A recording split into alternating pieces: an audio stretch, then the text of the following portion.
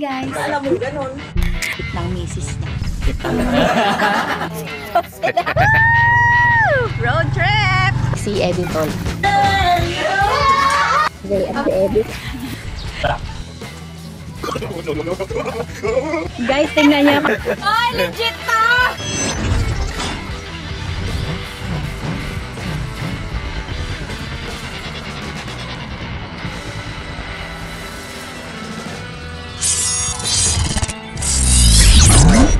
Good evening mga meses! For today's episode, tayo ay gagawa ng dessert dahil nga nakapag-dinner na tayo. Mag-alas 8 na. Gagawa tayo ng dessert na buko pie sa lumpia wrapper. Oh, diba? Dahil mahilig tayo sa buko pie. At hindi naman tayo mahilig gumawa nung yung crust. Parang mahirap kasi gawin yun. Ako parang hindi ko siya kayang gawin. May nakita ako na pwede pala sa lumpia wrapper gawin. Kaya tara, samahan nyo ako. Let's go, let's go! Sobrang dali lang. Kailangan mo lang ng iba. Dapat nakalog. Siyempre, isang latang iba para hindi na tayo mahirapan mag-compute. Tapos, isang latang condense. Oo, wait lang. Tapos, may kargang pang aswang. Asin. Tapos, powdered milk. Oh, yun lang. Kailangan natin. Tara na dun sa apoy. Let's go, let's go.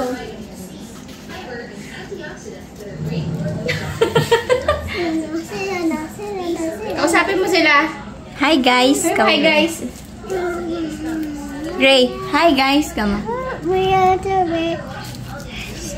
Utot ni Gray. Amo. Let's go! Tara na sa apoy! So, lasawin lang natin yan mga meses. Bago buhayin yung apoy, make sure na malusaw nyo na yung powdered milk. Pero malusaw din naman yan later on. Kaya naman, bago natin buhayin yung apoy, lusawin natin yung cornstarch. Nakalimutan ko. So, bago ko makalimutan, lusawin muna natin yung ating corn starch. So, 1 cup tong cornstarch natin. Lusawin lang natin siya sa siguro mga 1/2 cup na water. Kasi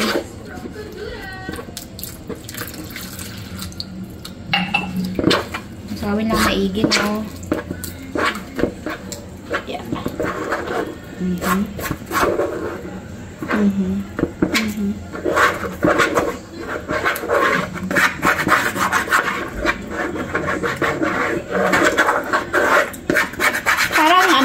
Parang kamukha lang siya ng mango.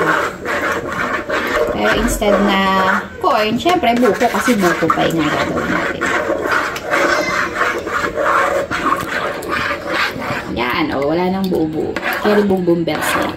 So, ayan mga meses, nakita nyo? Wala pa pala.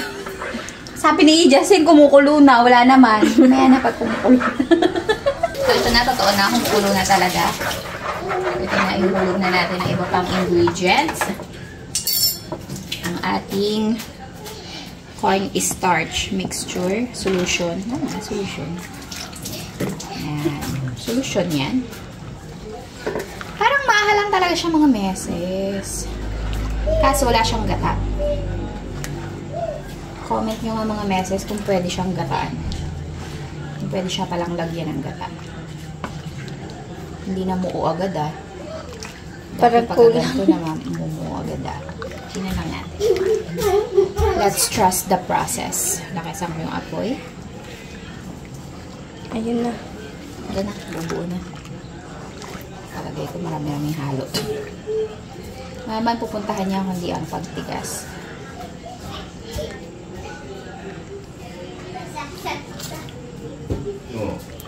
Putputin niyo lagi yung ilalim. Yun na. Tututong. Kahit non-stick. Tumitikit. Kahit non-stick, nag-stick. Kaganyan ang itsura. Ihulog mo na yung buko mo. At nervyusin ka na ng konti. Hindi. Joke lang. Yan. Kasi kailangan mo talaga. Oo, mapansin ka. Hindi siya basa dapat. Kasi ibabalot mo nga siya sa wrapper.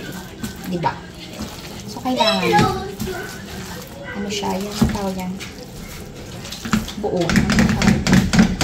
malapot, malagkit.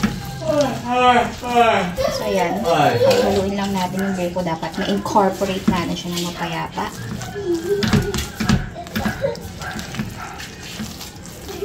Kailangan lang yan, anuhan pa. Haluin pa ng konting-konti kasi nagtubig dahil sa buko. Iwarin mo lang yan. Ganda ng texture niya. Malambot.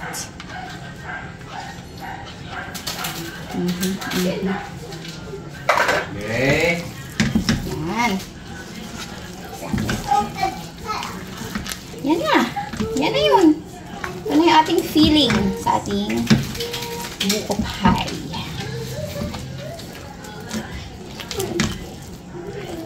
So, palamigin lang natin to kasi hindi natin siya kayang i-roll. Ay, hindi natin siya i-roll pala. Hindi natin siya kayang ibalot ng ganyan. Kaya, we'll be right back. So, ayun mga meses, muntik na namin makalimutan. Magdadagdag din tayo ng butter. Para, wala lang. Para buttery siya. Dagdag sa creaminess. Para hindi Para hindi siya, kaya nang non-stick din siya ba? Para Yun lang naman, nadagdag sa ating mga proseso at gaya ng dati, balikan ko rin kayo pagdating ng panahon. Bye! Kung naalala ko.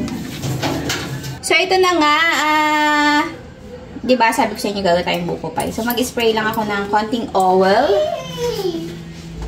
And then, meron akong brush kahit tinatamad akong hanapin. Walang sisira na yan. Okay, Bago ayan. pa naman. Bago pa naman. Nilagyan ko lang ng oil jar. Tapos, latagan natin siya ng lumpia wrapper. Ganon. Doblihin natin yung ilalim. Tapos, lagyan natin in the paligid. Yan. Parang siyang flower ba? Yan.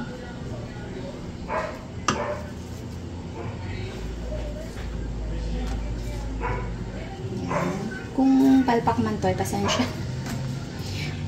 Yan. Tapos, isa pa ulit. Yan. So, naglagay lang ako ng oil. Kahit non-stick siya, para sure na hindi siya mag-aano ba. Ngayon, lagyan natin ang ating filling. Napindot ba yan? Okay. Yan, lagyan mo lang yung filling mo. Yan. Tumigas na yung ating filling. Kasi nagsusugal pa yung mga kasama. Nagsusugal sila, dadalawa sila, nagdadayaan pa sila. Nag-aaway pa sila, nagsisilipan ng baraha. Diyos ko, day. Oh, nakita mo na. Matahiya ka mag-utos. Alam nyo ba, pag tumayo yung isa, ba, inutusan mo, no? Nasilip yung baraha ng isa, mag-aaway sila.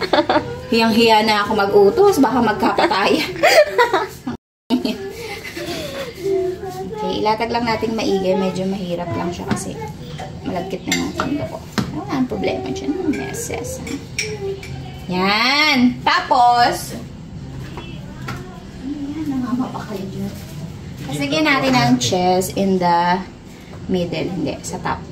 Natin siyang ganyan. Yan ang cheese. Dapat galit na galit tayo sa cheese. Taki tayo dyan. Tama na yun. Yan. Kung ayaw nyo ng cheese, pwede namang huwag lagyan ng cheese. Ang problema yan. Tapos, lagyan ulit natin siya ng ganyan sa ibabaw. Tapos, isa pa kaya. Lagyan na natin ulit. Madami pa eh. Tsaka mo isara. Yan. Sara mong ganon. O, diba? Para na siyang buko pie. Ang pangit lang. Pero yan talaga eh. Yan na yun. Ay! Nafonit. Wala, ang pangit. Meron ba dito? Meron eh. Palitan ko to. Wala mo, natatakot ako sa'yo. Baka may mga gusot. Ayusin mo lang. Yan, di ba? Ang pangit. Babalik ta rin naman natin yan mamaya. Kaya, kayo mag-aalala. Kung may mga problema, may solusyon yan. Basta matuto ka lang magpakumbaba. Ah, teka lang. Ano sabi nung buko pie? Mga hugot sa pakumbaba. Teka nga. pa. Ngayon, kailangan natin takpan yan. Dahil tinatamad ako maghanap ng takip. O, takpan natin yan ng takip ng rice cooker. Tapos, ang apoy natin dyan, very, very, very mahina lang, mga meses.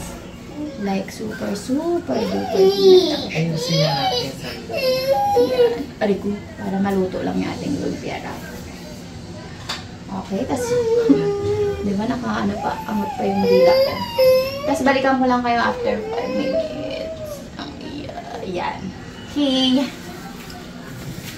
Habang hinihintay natin yung ating niluluto doon, ayan, yung tira natin gagawin namang lumpia na. Seryoso. Ay. Baka masira. Oh, tas dito, yun na. Siyempre, nagdi-dinner na yung batang pastil. Sarap. Ayaw pa ng classic. Gusto spicy. So, ayan mga meses. Dahil amoy plancha na dito sa buong kabahayan, i-flip na natin ito. Ano? Kasi parang sunog na siya eh. Wow! Perfection! Actually, medyo nilakasan ko ng konti yung apoy na iinit ako eh. Kaya yan. Yan. Konting-konti na lang yan. At kakain na tayo. At ito na mga meses, ang ating buko pie in lumpia wrapper. Napapalamigin ko lang, maya-maya natin kainin dahil baka mapasok si Lola Mama. Hindi ito kainin. Ito lang naman mahalaga sa.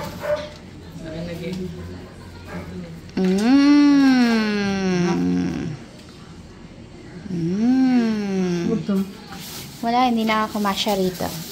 Yung gawain ni Kindle, talagang isahan lang. Gutom na eh.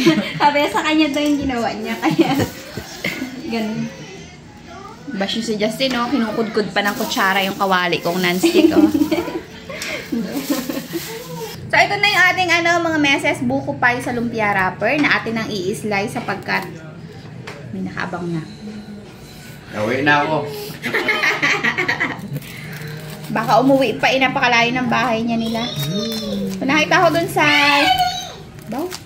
ginayahan ko, nahirapan din siya mag-slice, kaya mahirapan din dapat ako. Yan. Aray, ang init pa. Sabi ko, papalamigin ko pa eh. Kaso, baka yung lumpia wrapper ay kumunat na pagka pinalamig ko pa. Kunin ko yung party ko, uwi na ako. Hagit naman. Ang hirap gayatin eh. Hindi pa yan ngayon. O, tignan nyo yan, o. Wow! Okay, pagpapatuloy ko ng paghihiwa, mamaya na kayo sumama. I-set up na yan ni Kindle. Amin ni ate, dapat tatakin ito. Hirap pa akong gayate. Bibigyan ako ng ganitong kutsilyo, di pugal. Maghati na lang kayo mag-asawa. Hirap na nga ako eh. Agatin nyo na lang. Mainit pa. Napakalaki. Oh, ito na yung akin. Dahil hirap akong gayatin. Huwag mo ipakain ng tira mo, ha? Yung dalawa. Ano, malabas? Sarap. Sige nila yung bigyan. Dapat papalamigin pa. Oo nga, nilalagay sa rek. Para tumigas ang loob.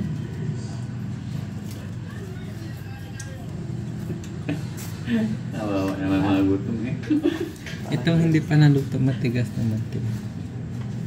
Yun daw kainin mo.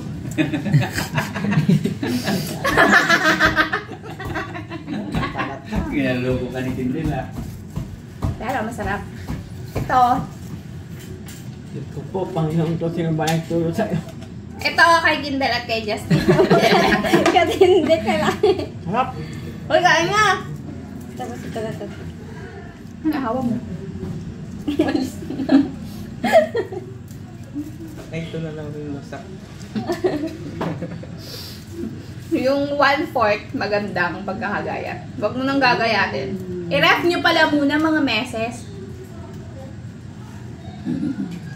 Parang maganda siya. Unit pa nga eh. Pero masarap. Binay na, ubusin na yung bala. Sarap! Diba? Para mag-intak lang. Dapat nilala. Hindi na siya makain kasi busog na siya sa binabalot. Kakain. Ngayon. At ito, Diba? Alam. Focus natin yung feeling. Mmm. Dapat Sarap. hindi natin pinakain yung buko ng malaki. Akala ko sobrang dami na ng buko. Mas masarap kung Ulit mo to. mas marami pang buka. Buka? Buko. Yung kindle, ano i-rep? Sabi mo, amin yan ni Justin.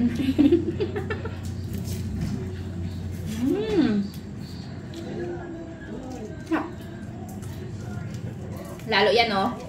Nandiyan yung cheese. Ah, heaven.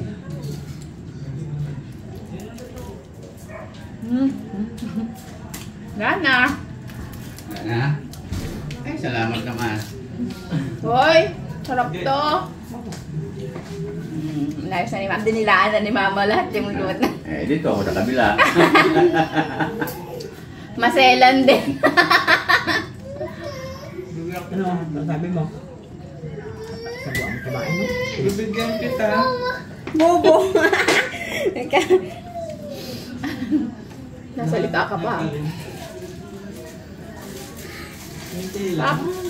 recipe yung labas. Yun yung hinahabol ko, yung crispy pa yung labas. Kaso nga, malambot pa yung loob. Kapag ka nirep, hindi na siya crispy. Mapiti ka nga. Ay, mapiti ka. Hindi mo rin mahalata si Justin na madali. Tingnan mo yung lumpia niya. Hindi sabi kasi ni Pakita mo. Kadrada. Ano ang gawa ni Kindle? Ay, makapal yun. Nilagay ko na natin. At wala nang Kapal o manipis? kapal.